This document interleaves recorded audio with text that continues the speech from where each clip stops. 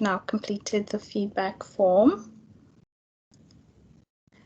If you haven't, please just try to do that either during the course of the session or after our session. The links will still be available there. Okay, so I think we'll get started.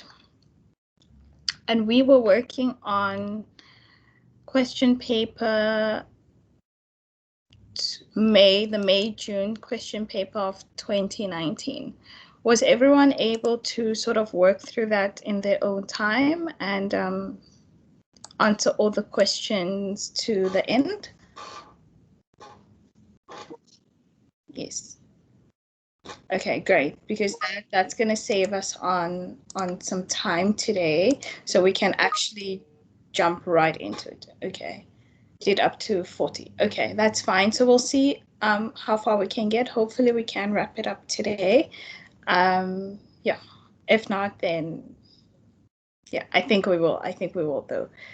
All right, so we'll get started right away. Let me just share my screen. Do we remember where we left off? I think we had passed 20, correct?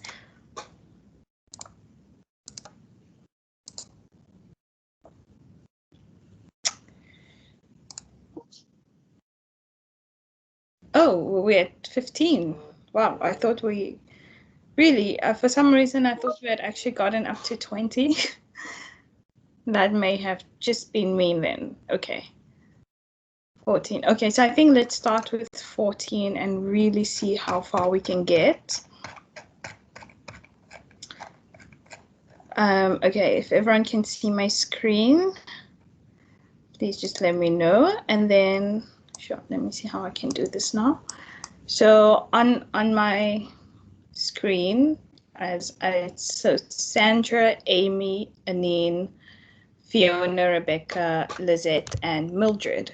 So Sandra, if you can start us off with question 14. I think we did this though. We did question 14.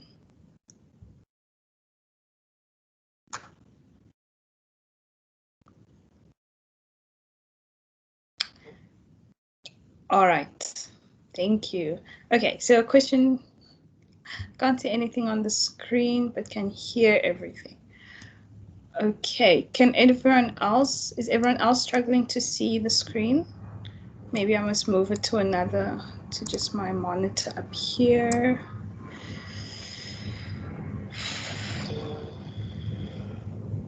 Okay, how's that? You can see. Okay, great. Okay, Lizette, sorry, I'm not sure maybe what's happening. Sometimes you might need to just log in and out again, and then it works out. Okay, cool. So, sure, it feels a little bit strange here. So Sandra's given us question 14. We are at 15 now. Amy, can you give us 15, please? What is your view? Okay. A researcher posed the following open-ended question to a respondent during his research project. What is your view with regard to the reinstatement of the death penalty in South Africa? So this researcher is conducting what kind of research? For number 15, I went with number 1, qualitative research, because it's open-ended interview question, which is quite typical of a qualitative research. Longitudinal made no sense. Number 4 made no sense, and quantitative made no sense. Yeah. Great. Yeah. Yes, I agree. Right. I hope we're all on the same page there. If anyone has a different answer, please let us know so we can chat through it. Otherwise, we will move on. Okay, 16, Anine.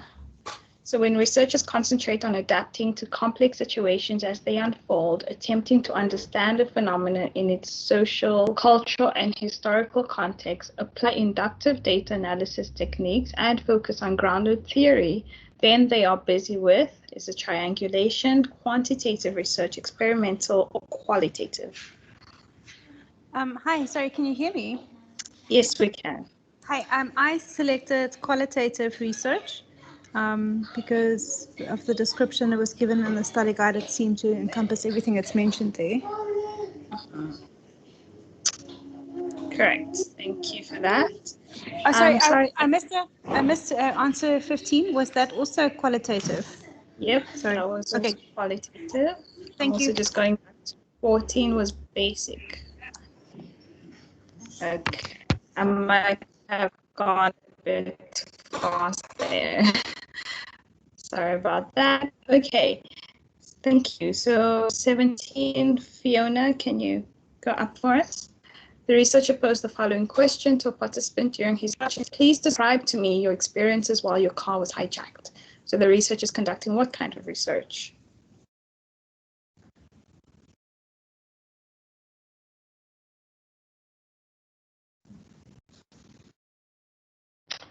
No, qualitative, descriptive. Yep, I agree.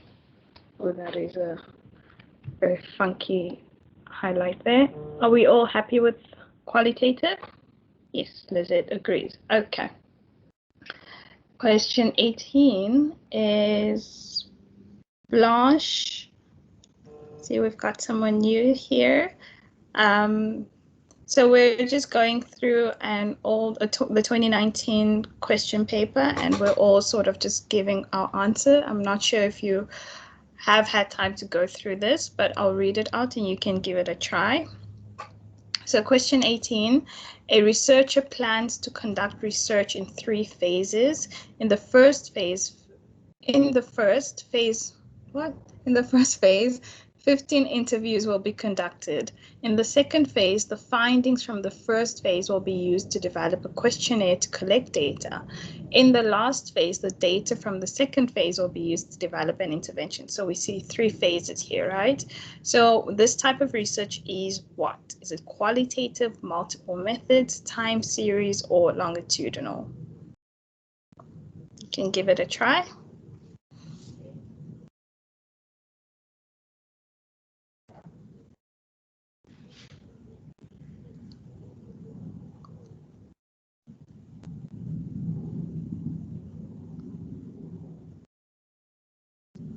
Okay, Blanche, are you with us? Or can we come back to you with the next round?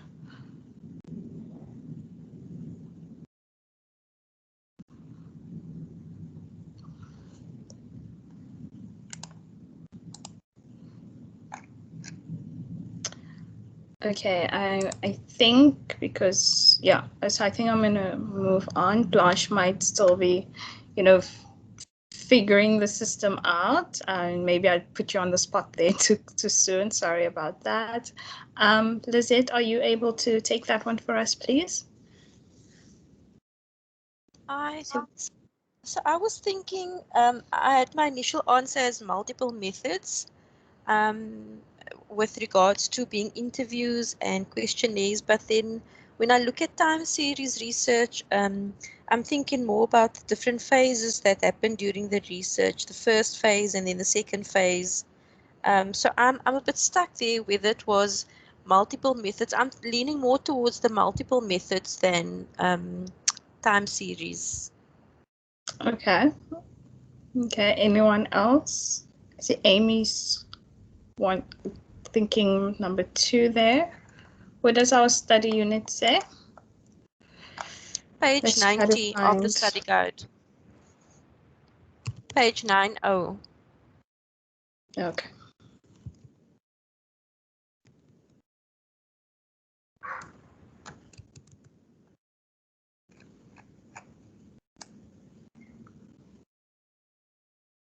It says alternatively, it involves between methods, approaches where quantitative and qualitative data collection procedures are used, example, surveys and in-depth interviews. That is multiple methods. Right.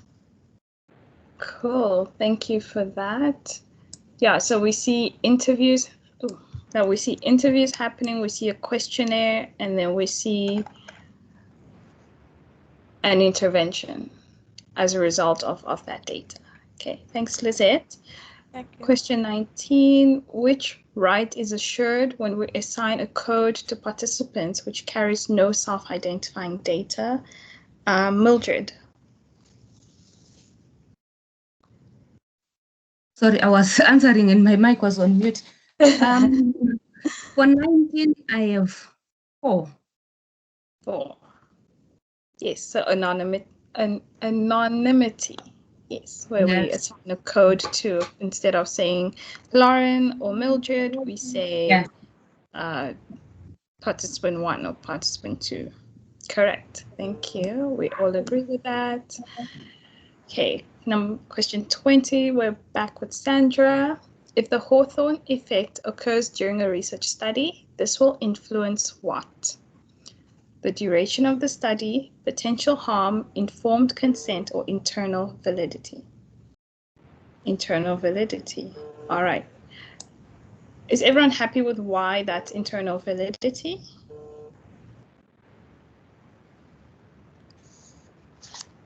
We understand our why, right? Because we're not just trying to get answers. We want to understand the reasoning behind them.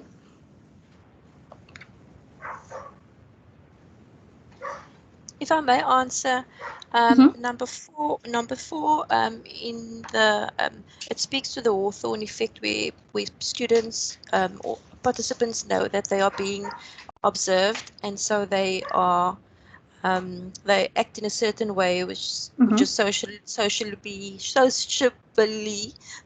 desirable. So the Hawthorne effect has an influence or affects the internal validity of a research.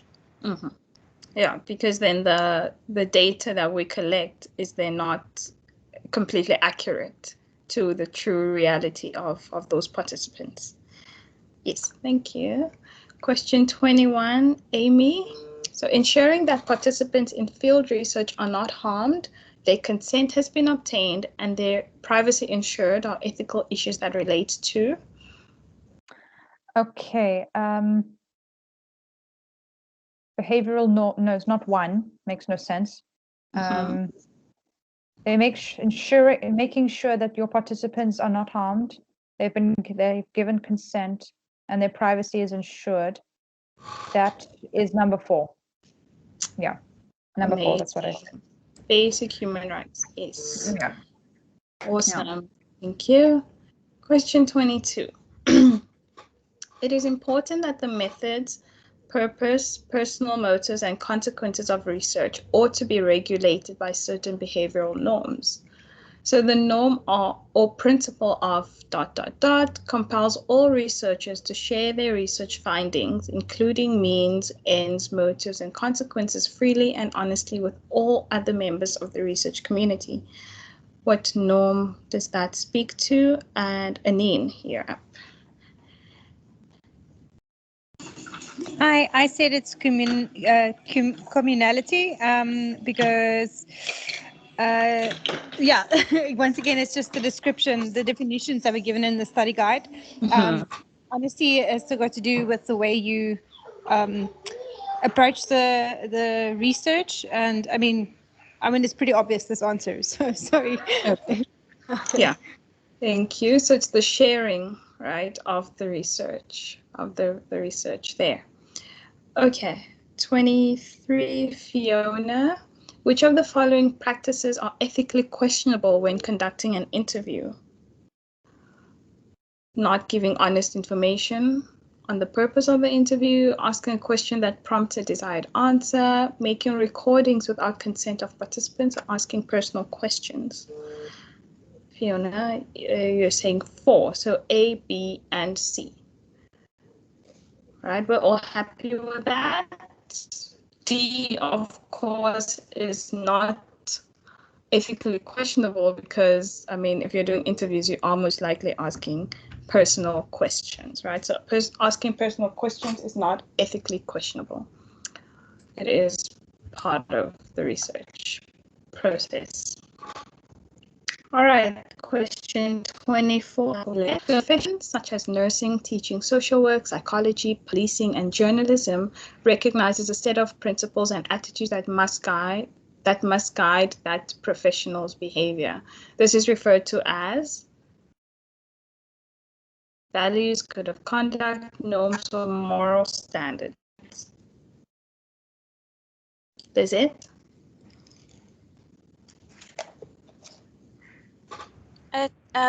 The code of conduct is the rules or the laws that regulate the behaviors of those professions. Perfect. Very good. Thank you.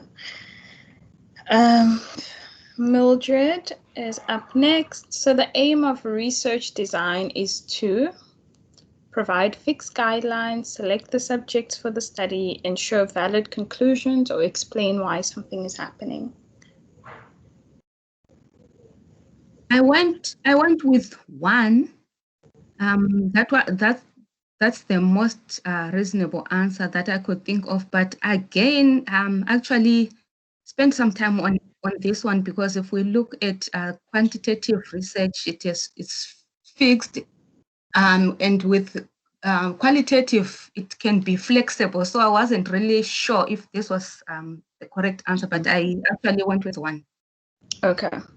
Yeah, so on initial thought, it looks like one, because, you know, the research design does give us guidelines to how we're going to do the research. But like you said, it can be flexible as well, especially with qualitative research, right? So we've got number 3 that says it ensures valid conclusions, and we look at that. Remember when we use the analogy of building the house and the research design really being our blueprint, right? So why do we have that blueprint? To ensure that we have the house that we want at the end of that session, right? At the end of that timeline. So we have the research design to ensure that we have the conclusions, or the valid conclusions, or valid outcomes that we want at the end of the research process. So I've got 3 there. I'm just looking at the chat. I thought 4 refers to explanatory research. Explains why something's happening. Yeah, I think it's more explanatory research, but also more theory. A theory helps us explain, you know, what something is or why they happen. But 4 is not the answer there. All right, thank you. Question 26. Sandra. A researcher has an expectation about how a study will turn out, and the study does in fact turn out that way because of his beliefs. So this is called the Hawthorne effect, regression effect, selection bias, or none of the above.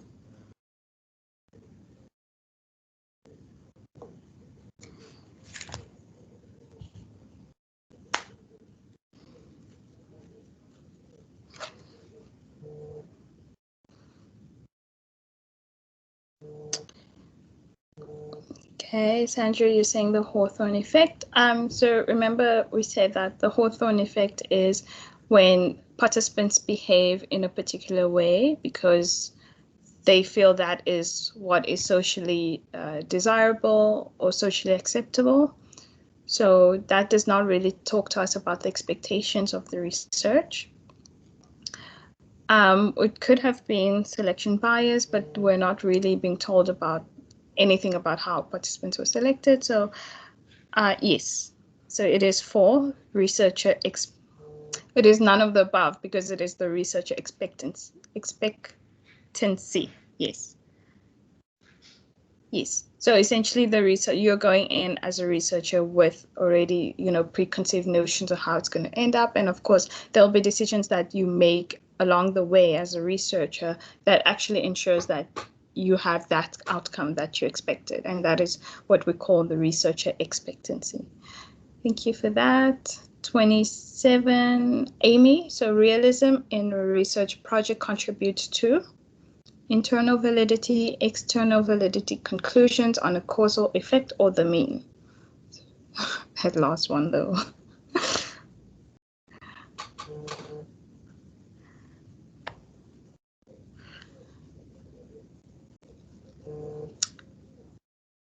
Okay. Amy, any thoughts? Oh, there it is. Number 2, external validity. Exactly. So reference. Okay, let me just find the reference there. I found that it was page 130 for number 27. 130 to 131. Yes, page. Sorry, which page? 130. 130 to yes. 131. That's what I was referring to. I just have to get there. Okay. Yes. So page 130. Okay, Lizette's got it. Yes. So page. Yeah. So 130. Okay. Go ahead. So realism, it's how do I put this? It contributes to external validity because it'll be accepted in the real world, right? Like not just in a hypothetical situation or just for the researcher. For others, it will also be more realistic. So external validity is what realism contributes to. Yeah, I guess that's as far as I can try and explain it. Yeah, exactly. We're all happy with that. Certain research conditions to the real. How I was going to use real like 3 times in the same sentence, but yeah, how realistic are the research conditions, right? And do they actually represent what happens in the real world? Yes, I think that's what I meant. Sorry, so I forgot to do this and that. Okay, question 28 is Anine. So which characteristics of qualitative research design are present in the following scenario? A researcher is interested in the initial interaction amongst strangers. She decides to observe patients in a doctor's reception area every morning for a week without making the purpose of her presence known. She takes field notes, she later codes and analyzes in terms of themes on initial interaction that emerges. These themes will be presented as. So our question was, which characteristics of qualitative design is present here? Scope, design, flexibility, research, relationship, intended outcome. Okay, so I decided on scope, design, flexibility, and intended outcome. Because she does not make herself known, the research relationship is not valid or not applicable here. So that's why I went with 4.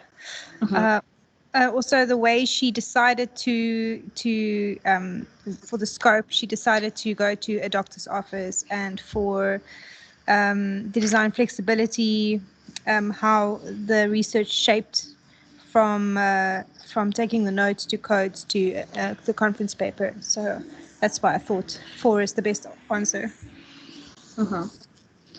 Right. Yes. Thank you. Do we all agree? See, Amy's got that as well. And is 28 the reference for the study guide reference page?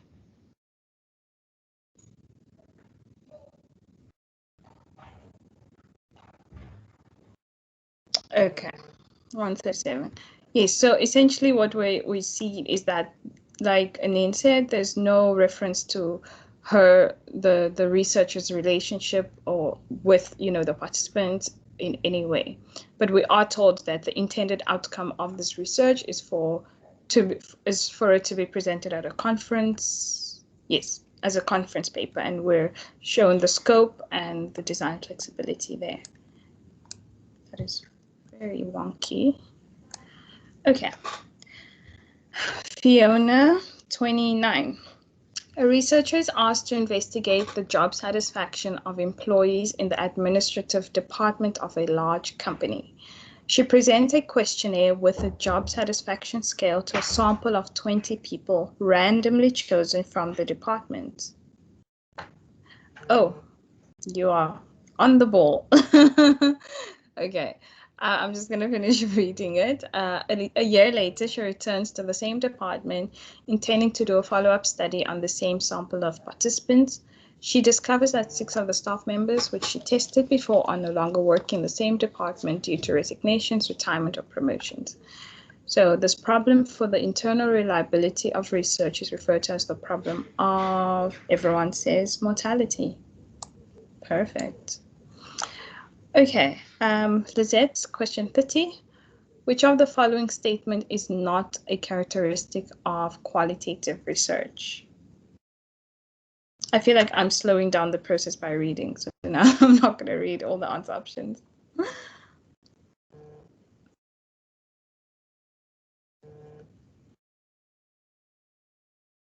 Sorry, I meant to say I've got number 3. Number 3, so the researcher controls for factors that could interfere with the relationship between dependent and independent variables. Right. So what throws us off there, or what sort of gives us, sorry, this is terrible. What gives us a clue there is we know that generally qualitative research does not deal with variables.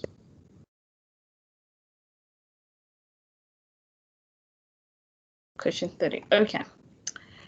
Are we all happy with that? Sorry, that was a very wonky line.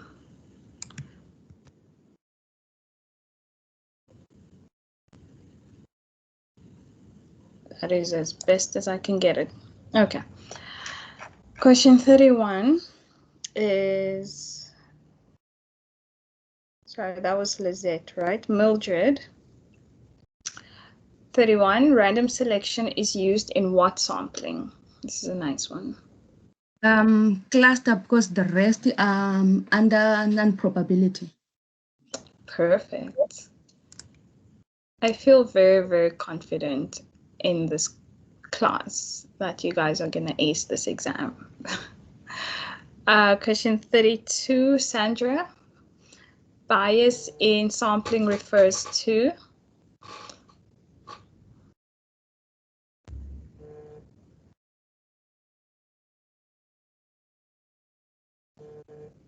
One, systematic overrepresentation or underrepresentation of one or other segments of the population in the attribute of interest.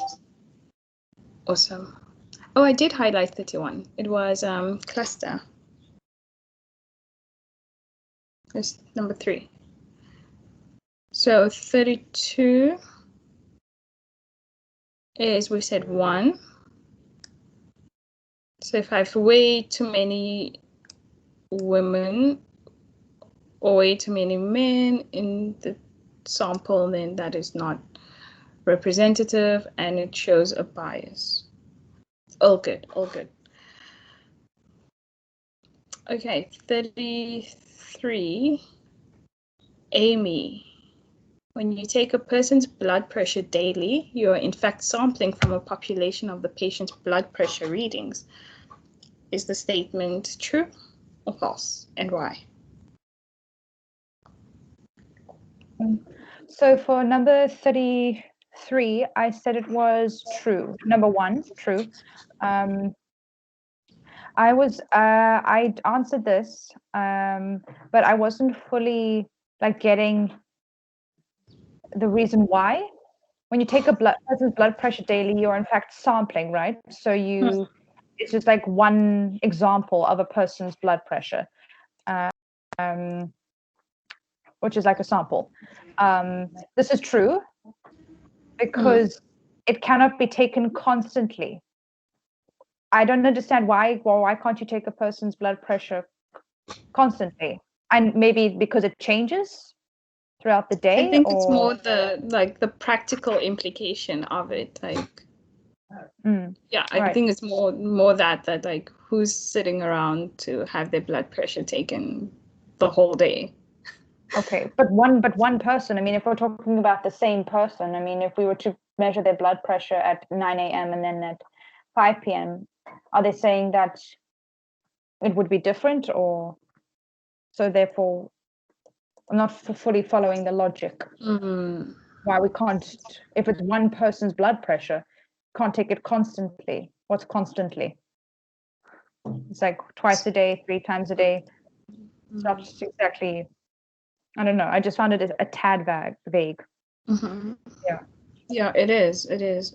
Fiona says number 2 is possible to take blood pressure continuously. That's I said it is because the person is not available.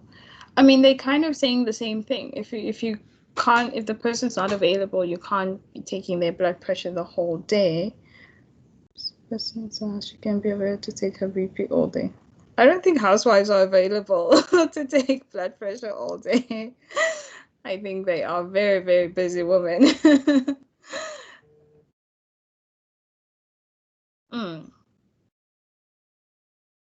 So, okay, what are we going with then? Because this had me scratching my head a little bit as well, because it really depends on your lots around the reasoning here.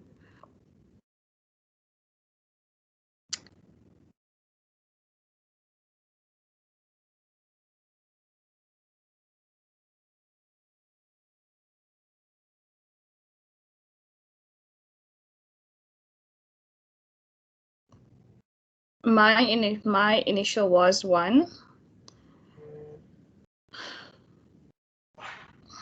Number 1. Okay, I'm not going to say that this is set in stone. But so I'm going to do this. I know it doesn't help us. It really doesn't help us, but it's one of those. And the reasoning, I think it's one of those things where you kind of need to think about it for yourself. And I'm not sure, where the examiner's head was around these, because they sound very, very vague to me. But yeah, it's one of those question mark answers, unfortunately. Okay, 34, Anine. So a researcher is studying the prevalence of teenage pregnancy within a community. He or she fails to take into account the age of the respondents when determining the sample. This is an example of? Hi, I said number 2, bias in selection, because it's a sample error. The chance factor is also a sampling error, is it not? Yes, but I felt that because he was not taking, so your let me just think about this again. So so they don't correspond. The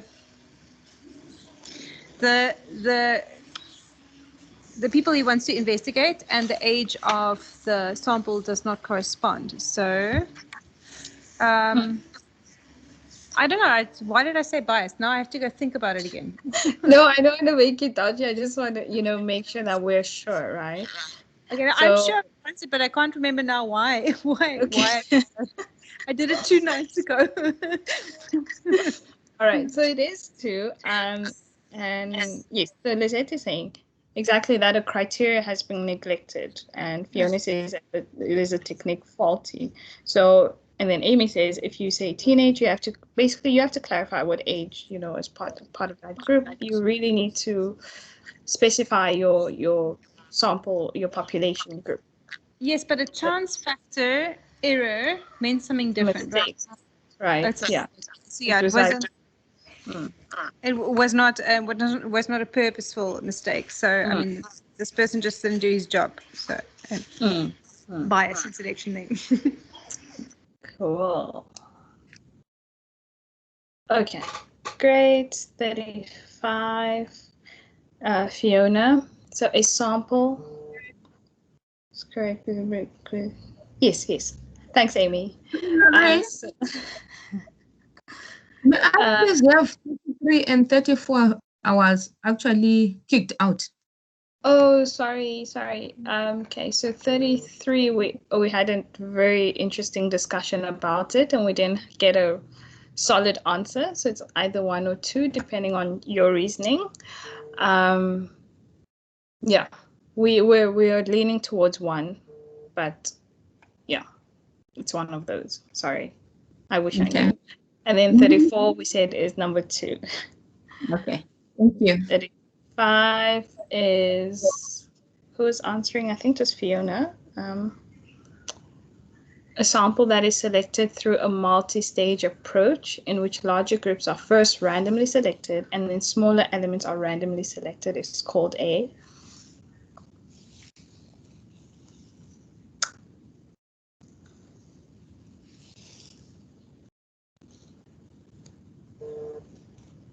oh, you did answer. I'm so sorry.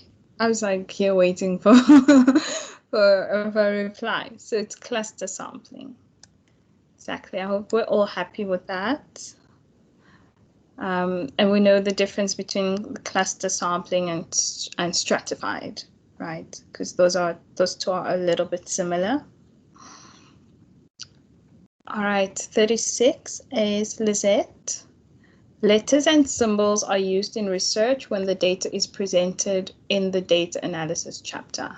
The letter N refers to sample size. Sample size. Perfect. That's a nice one. Okay, Sandra, 37. Evaluate the following items from a self-administered questionnaire. What do you think about your local community paper? So this item is problematic because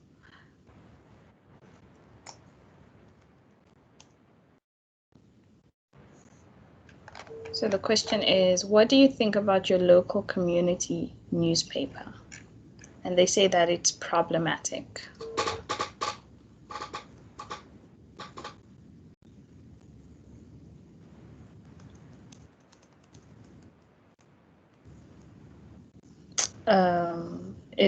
Because it's vague.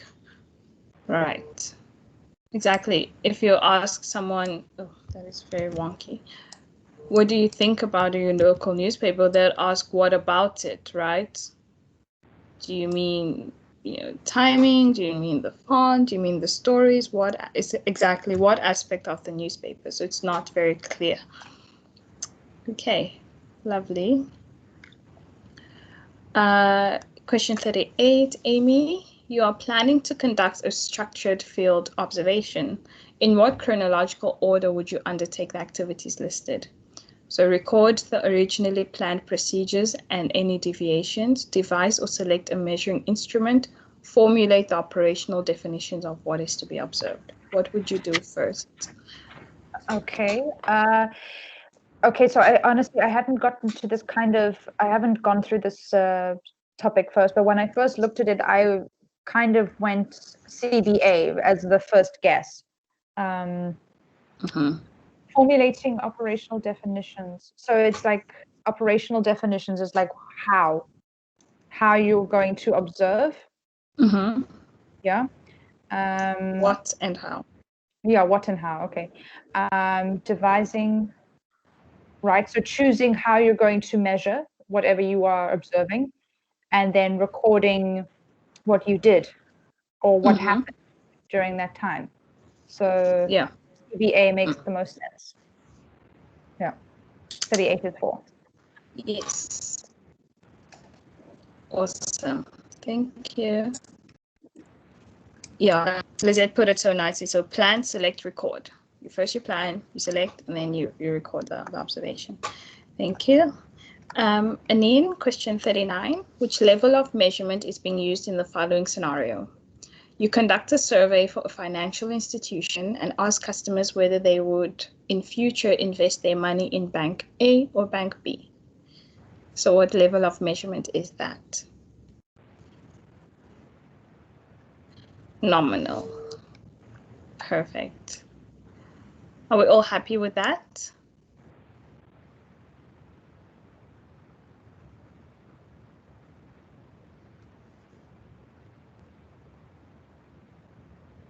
Yes. Okay.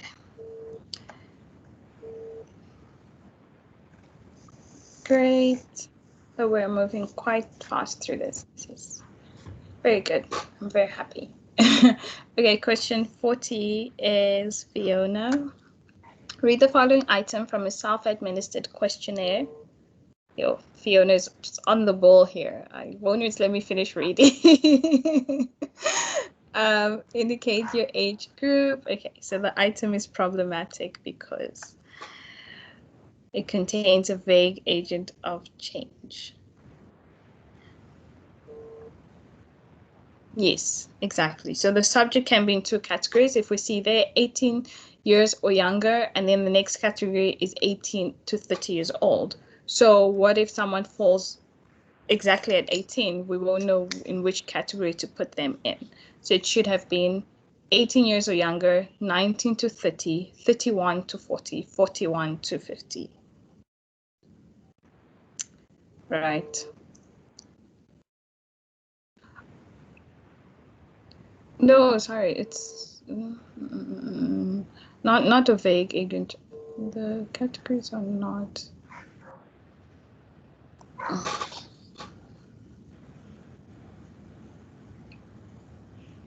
Not mutually exclusive. Yeah, because not mutually exclusive being if you fall in one category, you can't fall in another category. So here, if you fall if you're 30 years old, you're falling in two categories. So the categories are not mutually exclusive. I think let's just find a reference for that. So that we're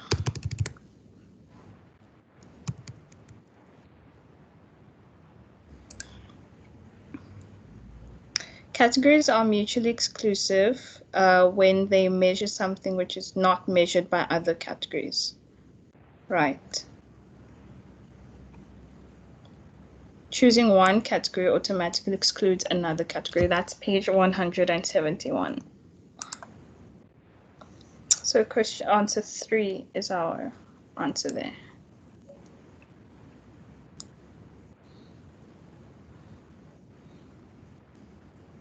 Okay. Great. Lizette, 41. Which of the following statements best represent the characteristics or advantages of using existing data for analysis? It's best suited for quantity.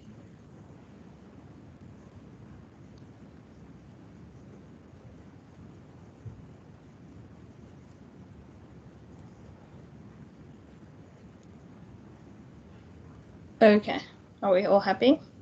Yes. Question 40. Using existing data is practical and the accuracy of the measurement can be. All right, that is. Are we all happy with that? I don't want us to just accept now because of. I mean, it's right, but I want us all to be on the same page. Thank you for the reference to the study guide there, Lizette. Okay. 42, Mildred. When collecting data as a social researcher, one should be aware that the measuring instrument used could bias the actual data collected and eventually the interpretation of findings. Choose the most correct option. So which of the options below can be considered sources of measurement errors? Systematic errors, accuracy measures, authenticity errors, or random errors? We are only told of 2 types of errors in the study guide in relation to measurement errors.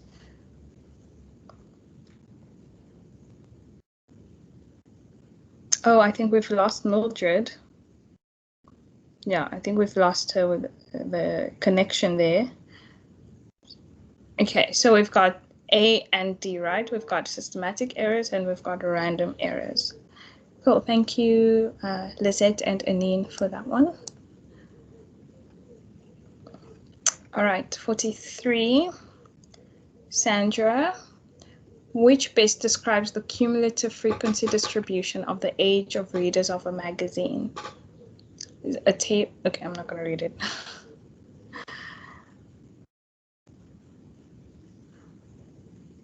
The cumulative frequency distribution.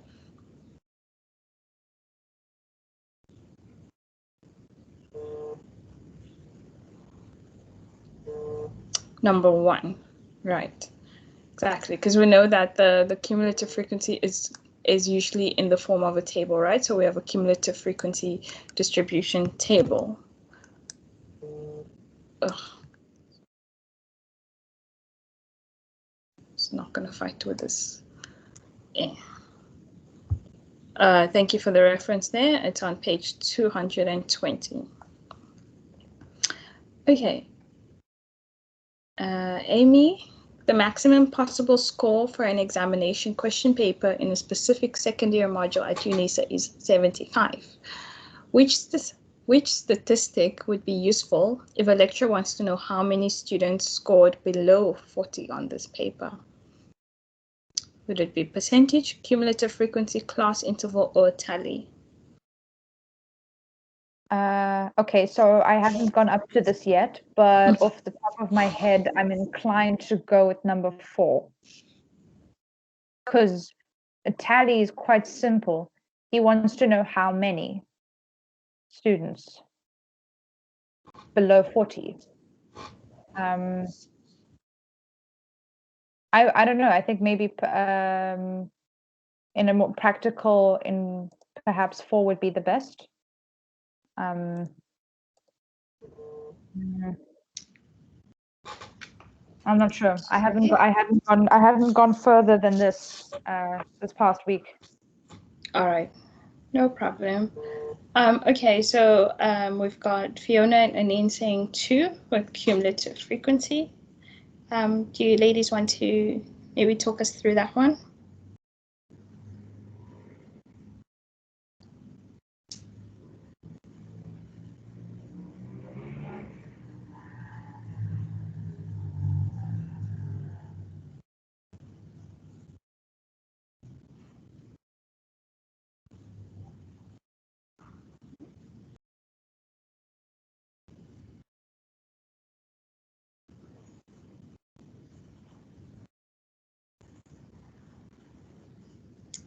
Okay, so cumulative frequency, if we look at our cumulative frequency table, we see that the laying out of the scores would give us a nice indication or good indication of the cumulative or the amount of students that got up to certain points, and see how many, put in categories and see how many are 39 and below.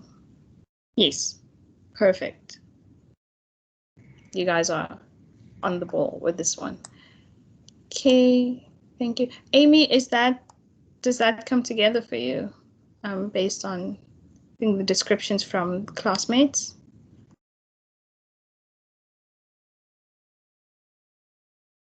All right, great, thank you. Thanks, everyone else. Found the page reference, awesome. Question 45, Anine. The following set of data represents the ages of a group in a research project. Which measure of central tendency would be the most appropriate for this set of data where some of the scores differ a great deal from the other scores?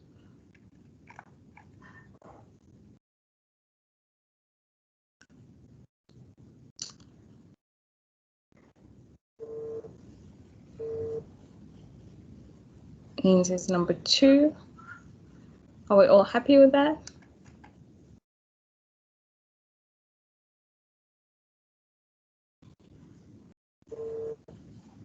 Yes. The medium, right in the middle. Okay, 46.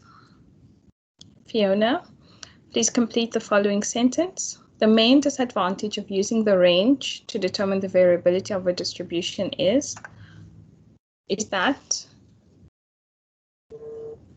number 2, right? Exactly. Yeah, you're only using 2 scores from the distribution, so all the other scores are not being accounted for.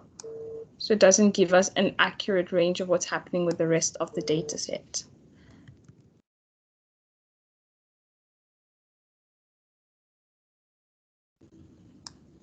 All right. Cool. 47, Lizette. Researchers interested in, okay. Do you want to go ahead? Got number 2 there, because while I just looked at the negative and I thought about the negative correlation, and then I went with number 2.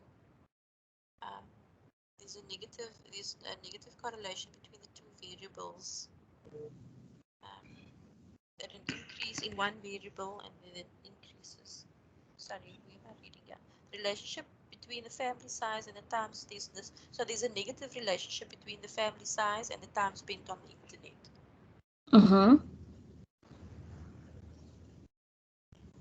So that gives us number? I went with number 2. Relationship between family size and time spent on the internet is very weak. So there, what throws me off there is they're saying that the relationship is weak. So if I just consider the sign in front of that thing, 0.5 is not very weak. It's kind of average. It's you know, it's not, it's sort of smack bang in the middle of 0 and 1, right? 0.5. So it would, that very weak could be a 0.2 or 0.1 or 0.3, right? So the the negative shows direction. People from larger families spend less time. Negative relationship, therefore 3. Yes. So people who come from larger families spend less time on the internet. So that's opposite directions. And that correlation coefficient shows us, this shows us the direction of it. Okay. Are we all happy with that? Number 3.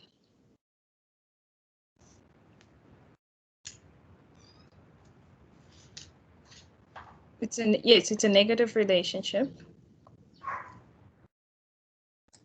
So I got that it was a negative relationship, but the way you explained it to me, at 0.5 is smack bang in the middle, but if it had been less than 0.5, like 0.1, then it would have been very weak. So that is where I lost out there. Yeah. So I think you're looking at now the strength, right?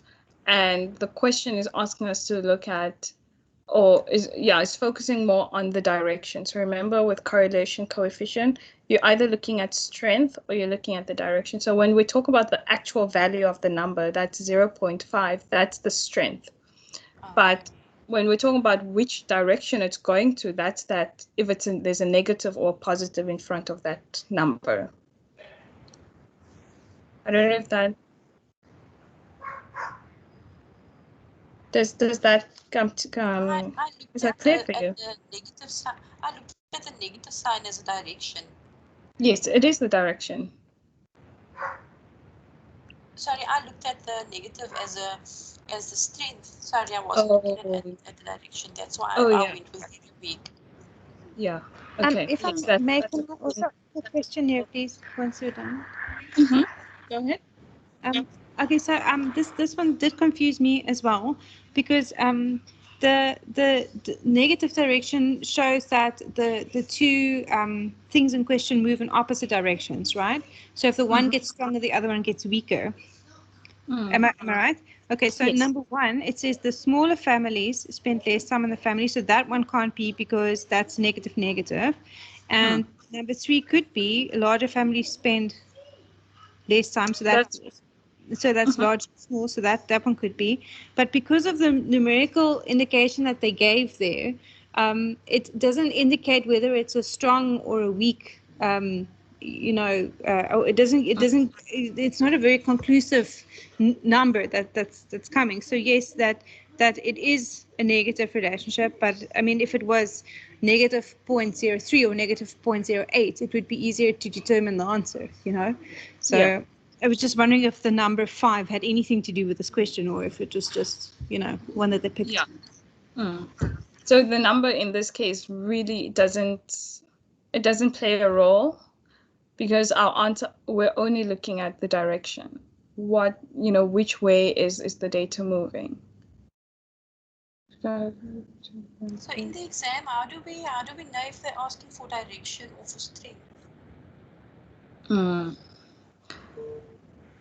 I think if you look at the answer options, this is just something I tend to do sometimes is 2 out of the 4 answer options are talking about direction, right? So number 1 is about direction. Number 3 is about direction. Number 2 is about strength, right? When you see the words weak and strong, we're talking about the strength of it. But if we can't correlate a 0.5 with being a weak relationship. because it's really, like I said, in the middle of 0 and 1. So it's average, right? And then number 4, if we're just going by elimination here, of course, that doesn't make sense.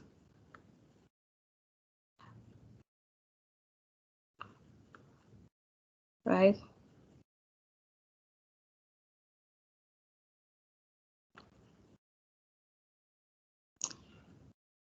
Maybe we can, because, okay, we've got the answer here, so I think let's come back to it if we've got some minutes and just see how we'll be able to identify this, because I think I'm not explaining it the way that I'm understanding it. It makes sense in my head, but I wanted to communicate. I want to be able to communicate that. So for now, the answer is 3. We're going to come back to it. Hopefully, if we've got some minutes, I think we will. Okay, 48. Actually, not sure. I think Mildred, welcome back. I think we lost you there for a minute. We're at question 48. A recent study by the Human Science Research Council found that the relationship between speeding and motor vehicle accidents indicated a correlation coefficient of 0.80. Based on the results, you can conclude that is there no relationship between speeding and motor vehicle accidents. High speed causes motor vehicle accident. Lower speed is related to the occurrence of motor vehicle accident, or lower speed is related to occurrence of motor. Oh, to motor vehicle accidents. Sorry. So this is a positive correlation because there's no negative sign in front of it. So thought 3 was the answer. High speed is related to the occurrence of motor vehicle accidents. Yes, exactly. Because it's a positive relationship there. So they are moving in the same direction. Great. I think we're all happy with that one. Okay, 49, Sandra. Which statement below does not fit the task description of qualitative researchers? Hang on. Okay.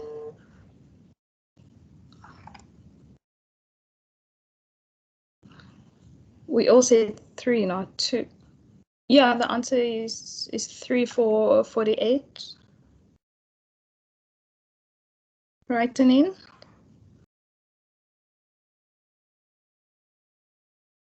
Hi, yes. Okay, so there's a difference between 2, which is high speed causes motor vehicle accidents, and higher speed is related to the occurrence. So it's a difference of the definite statement of high speed, and the higher speed is related. I just thought it was unclear in the previous answer. Unless everybody else got that and I was being silly. Yeah, so I think there it's your key word is the causes versus related. So I think the high versus the higher, not so much. It's more this, we're saying in number 2, we're saying this actually causes this. And with number 3, we're saying this is related to this. And yes, from our study guide, we are told that correlation doesn't determine causal. It doesn't determine cause. Just because something is related to something, we're not saying that it actually causes it, because we can't actually be sure with absolute certainty that it causes that. Yes.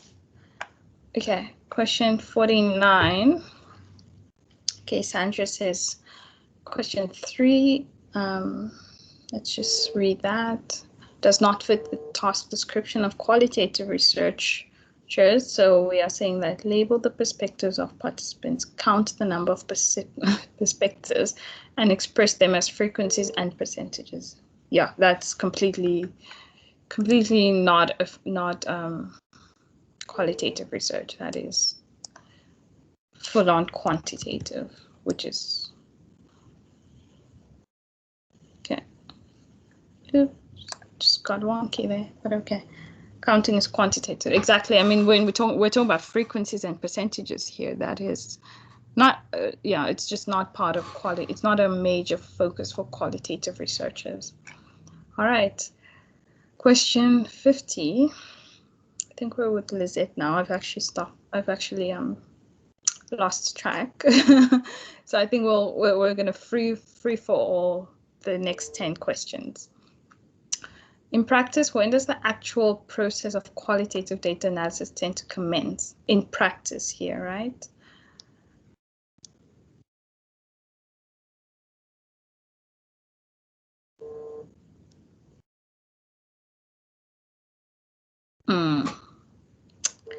Yes. Question 4. Answer option 4, exactly. So remember, 1 to 3 are, possibilities given to us according to the theorists, that these are, when they recommend, but we are told that practically we only really start once data collection becomes data saturation becomes noticeable. Okay, and yes. Lorraine? Yeah, I think, yes, the keyword there is in practice, because I saw one of the assignment papers, I think it had these 3 as correct. Actually, it had all 4 is correct, as you're saying that the theorists actually suggest this as well. So we need to focus on if we have practice, then it will be 4, but sometimes all 4 will be correct.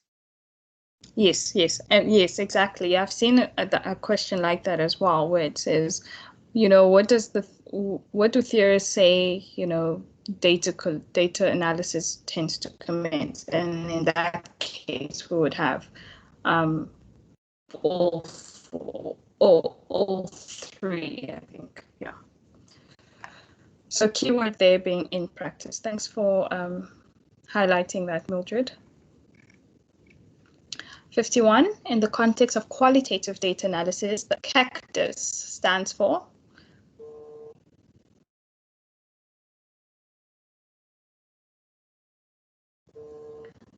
So Amy's given us a study guide reference for question 50. Thank you for that. And we are saying that CACTUS stands for Computer-Aided Qualitative Data Analysis Software. Yes, thank you. So, I mean, it's quite a nice giveaway there, because it would immediately rule out 2 and 4, because it talks about quantitative, and I mean, it's just, yeah. Anyways.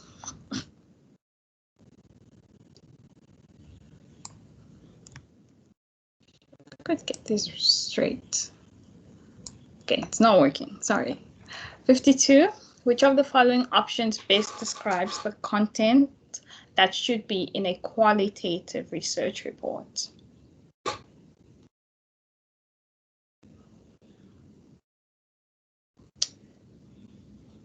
Anyone can go with this one?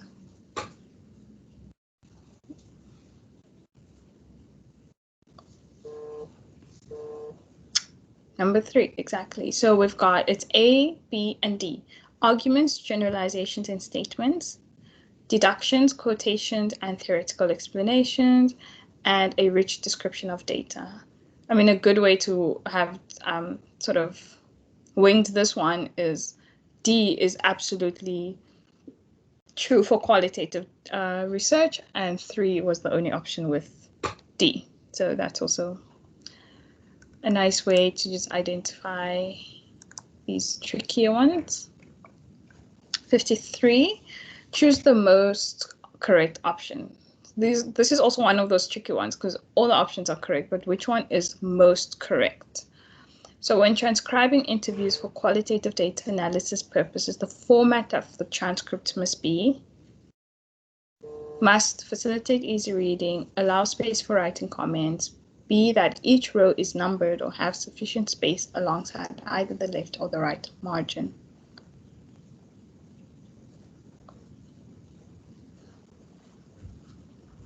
Correct. So all of them are correct. Ugh. It's a weird question, because they're like, which one is most correct? And then they're like, all of them are most correct. Okay. 54. So researchers collected data for qualitative research study concerning the experiences, challenges, and coping strategies of grandparents living with a grandchild who abuses alcohol and drugs. They proceed with the data analysis. Which of the following statements describes the purpose of data analysis? So the purpose of qualitative data analysis is?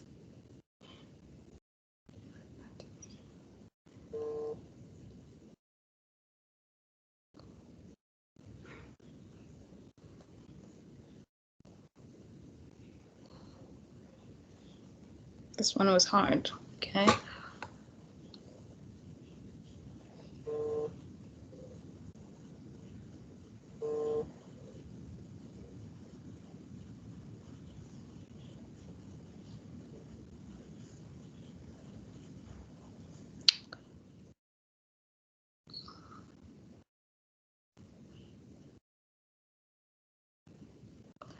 Okay, so we've got 3 and we've got 1. Okay, so we're on the right track here. Okay, so we're saying absolutely to organize the data into categories and themes, yes. And we're saying to identify patterns among these identified categories or themes. So where we are differing is if it's D and E or C and D. To determine the meaning and understanding of all the data that was collected. That is part of our process, right? We want to understand what's happening in our data. To develop empirical knowledge based on findings. That also sounds very right to me. So far I've got A, B, C, and D. E says to redo the data collection in order to determine what is important to be learned and shared as research findings. So, I mean, qualitative research is not really trying to redo data collection. That's kind of why. You know, it makes me wonder why would we want to redo this? So our answer, there is A, B, C, and D. So it's 3. 3, yeah. So here, this will throw you off to redo the data collection, because why? Okay. 55, the preparation and writing of a research report is determined by the purpose of the report. The statement is it true or is it false, and why? This is a nice easy one, I think.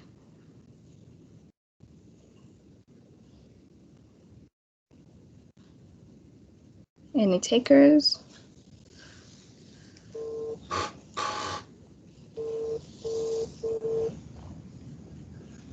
Yep, exactly. Answer option 1. The intended audience largely influences the way the report is structured. So this is essentially, I think you might have find multiple questions about this in like past papers and things. So key thing about writing reports is who are you writing for? That determines your structure, that determines everything about the report, who you're writing the report for. So question 1, yes. Answer 1. 56. Which of the following ways of presenting a research report would best make research findings the most readily available to the general public? So is it an in-house publication, academic journal, newspaper article, presentation? Yes, it's a nice easy one. The thing that is most accessible to the general public would be a newspaper article, because the general public is not going to a seminar or in-house publication or reading academic journal articles, right? Great. 57. You are busy writing a research report for an academic journal. Given below is a list of aspects which you should have included in your report, or which you have. What is the best sequence for presenting these aspects in your report? So where do we start? I think this is one of those like just logical questions. What do we start with?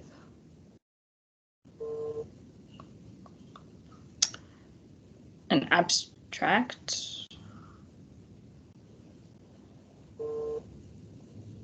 For presenting, okay. Start with our abstract, we go to a literature review, we go to our methods, we go to our results, and then we'll interpret our results. Are we all happy? Oops.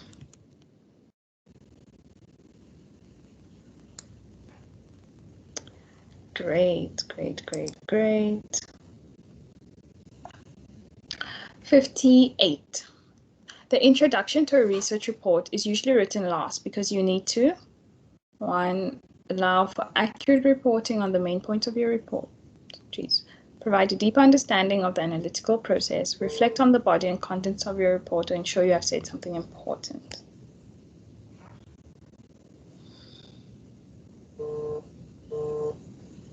Number 3, reflect on the body and content of the report.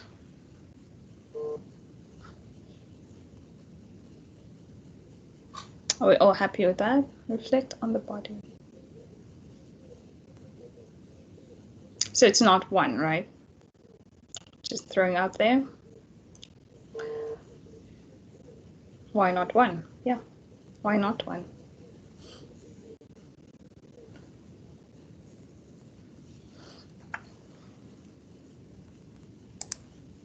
What does our study guide say? I mean, they both make sense.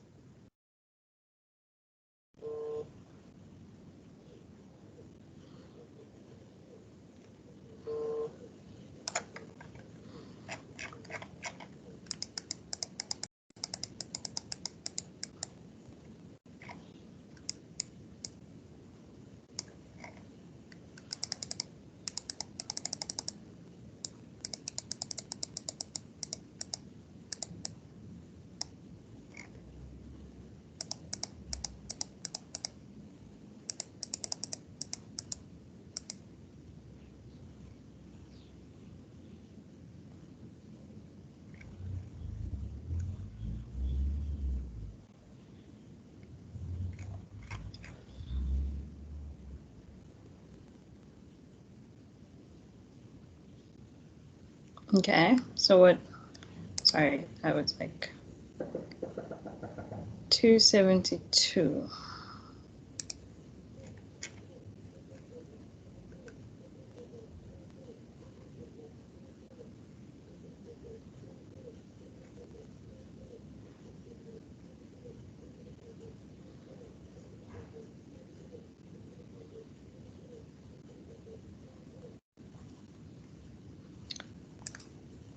I'm tempted to say 1.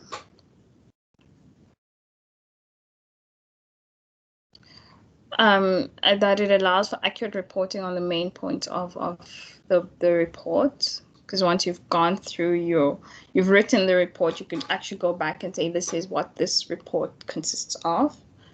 Reflection does sound like a conclusion, as Sandra indicated, but open to discussion. Intro, not So, abstract. On page 272, the guide says, usually the introduction briefly indicates what can be expected in the body of the report. So I think when I relate that to number 3, I'm saying it reflects on the body and contents of your report. Where number 1 also, if I'm looking at number 1, it says allow for accurate reporting on the main points of your report. So it also speaks to what is expected in the body. So it really sounds similar. But reflect means looking back. And that more goes into a conclusion if I'm just reading through this. To wrap, a conclusion usually wraps up what you've discussed in your research report or in an article. So the conclusion reflects on the body and contents of your report. And number 1, allow for accurate reporting on the main points of your report. So an introduction, it tells the reader what you can expect to read or what you can find in your report. So I'm thinking 1 more. I know I had 3, but when I'm looking at 1, it makes more sense what to expect in the report. Your main points that you bring into the research. Yeah. I have an issue with 1 though, because it says allow for accurate reporting, and yet we do the introduction at the end. So if we're saying So allow for, I'm saying if we're That makes saying sense. for accurate Yes. reporting, I'm thinking probably you start stating what you're going to be talking about in the report before you write the report. But now we're writing the report first, and then we're going back to the introduction. But yeah, so we're writing it first. So we're going back to the introduction so that we can actually provide the correct account of what the report entails. So that's why we're writing it at the end. Because now that I've written, I know that I spoke about A, B, and C. So I can go to my introduction and say, in this report, I will discuss A, B, and C. Right? Anina, I think you wanted to say something? Yes, sorry, I was actually wondering why you were all struggling with introductions, because we're talking about abstracts, but I see I'm at the wrong question. So I had number 3 at 458 to reflect on the body and content of your research, but yeah, so I see what the discussion is about now. Sorry. Okay. All right, so I mean, it's one of those again. I'd say 1, but I think that there are very good motivations for 3 as well. So I'm going to leave that there. And yeah, I think we're running out of time as well. So I'll leave that there for you guys to explore a little bit more, in your study guides. All right. So 59 is the abstract. What's the purpose of writing the abstract? And I think that was a nice, less stressful one. Yes. So that gives us the short summary of the key points of our report. Perfect. 60. Wow. Due to constraints on the length of a journal article, you cannot always provide all the tables and graphs that resulted from your study. Whoa, what happened? I have a question without... Okay, well... Oh, that is very interesting. Well, I wonder if you guys would have then gotten the mark for that in the exam.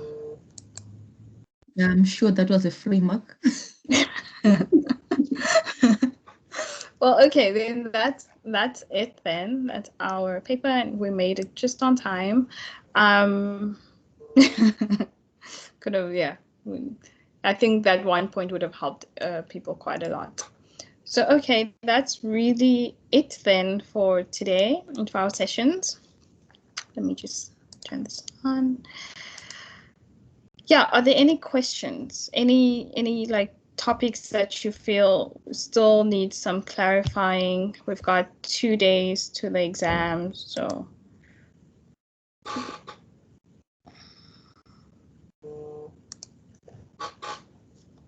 I just sorry, I'm still stuck with the correlation coefficient at 0.5, the direction and the strength. I really need to because this is the same thing I'm doing another. I did another module, the basic questionnaire. It also speaks a lot about the correlation coefficient, but I'm getting confused now with the direction and strength that you. I don't know if there's a simpler way you can help me with that, please.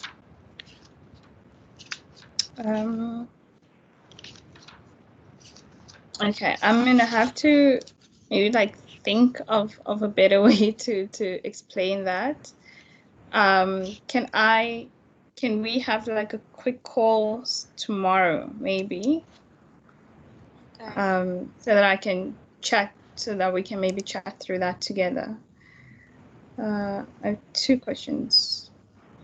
Send you a message. Okay. So I think because there are like a little bits and pieces that you guys maybe want us to chat about, tomorrow's Tuesday. So I'm going to actually set aside 2 hours tomorrow. So I'll do that from 5 to 7. And then whoever's online, you can just let me know, hey, I'm online, and then we can have maybe like 20 to 30-minute sessions. How does that sound? And then, we can do one-on-ones, or if someone else wants to join in, you just say, I want to chat about this. And then if someone else sees that they also want to talk about that, then they can just join in on the call, right? So we're going to do it in this little space. So in the Research Organizations for Social Science space. So you can just log in and join, and then just type in the message, say what you want to talk about, and then I'll join, and whoever else is online wants to also just talk through that, then you can join, right? So I'm dedicating 2 hours tomorrow from 5 to 7 to just chat through, final questions that you guys have, and then we can, just clarify that and clear out all the kinks, right? Cool. Are there any other questions besides what we can talk about tomorrow? Okay, nothing. Okay.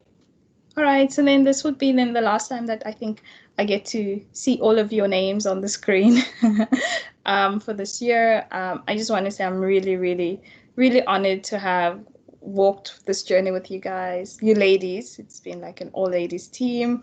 I really enjoyed it. I really enjoyed our review sessions as well. And like I said, I'm really, really confident that you guys are going to do so well. This exam, I think you have put in the work, and that's really to succeed in this module. You just need to put in the work, and you guys have put in the work. You've done the readings, you've worked through your questions, you understand the three answers, right? You understand the theories. I feel like I can ask you guys, talk to me about triangulation, and you'll be able to not just tell me what it is, but also give me nice, solid examples. So I'm really, really happy and really chuffed to have worked with you guys. And yeah, I think maybe I'll see you next year. I don't know. But yeah, all the best with exams. And hi, Lizette. Really nice to see you. All the best with exams on Wednesday. If we don't talk tomorrow, yeah, just all the best. And remember to just read through. Hey, oh, it's so nice to see you guys. Remember to just read through carefully your questions and earmark those tricky questions that you find. Just earmark those. Don't spend too much time on it initially. Come back to it. Go in and complete everything, because you don't want to run out of time during the exam. In regards to the actual format of the exams, I don't have a lot of information about that. But I will, I don't have information about that. If you haven't gotten information from your lecturers, the best I can do is ask Adele if she can provide some assistance. But I think we can also maybe clear those final questions out tomorrow. So yeah, I think that's it. And have a lovely evening. Really nice to see some faces, Anine and Lizette. It's really nice to see you guys. And yeah, I think we'll chat tomorrow. Oh, someone's saying merci beaucoup. It's French. Thank you very much. Thanks, Fiona. Okay, see you guys. Have a good one. Bye. Bye. Bye.